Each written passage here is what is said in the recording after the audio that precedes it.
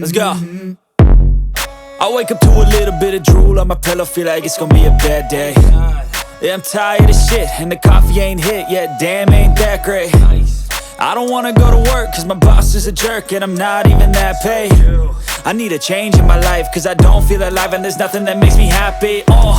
Hold my beer for a minute, I'm about to quit my job, cash in for a ticket. I'm going on a trip and I don't plan to visit. I'm gonna stay there till I feel like I'm winning, and this is just the beginning. I need a big change, help me feel like living. I need a big swing, home runs I'm hitting, and I'll never look back, moving on till I get it all.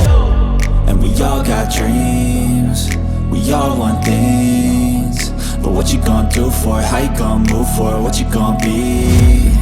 And do you believe you can do anything? But what you gonna do for it? How you gonna move for it? What you gonna be?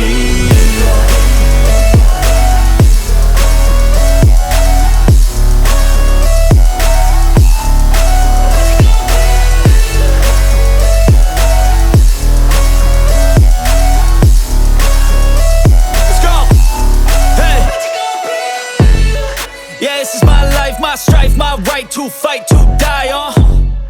And this is my game to play, to claim a brand new name, And I ain't gonna lie to you, I'm a bit nervous that I might screw everything up that I've ever done. But what's the point of living if you ain't having fun?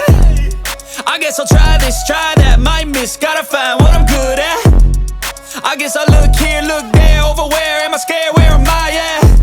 I gotta make it in this life, whatever makes me happy, know I'm doing things right. Sipping in the summer on a goose and Sprite, or find a nightclub for the end of the night, And we all got dreams, we all want things, but what you gonna do for it? How you gonna move for it? What you gonna be?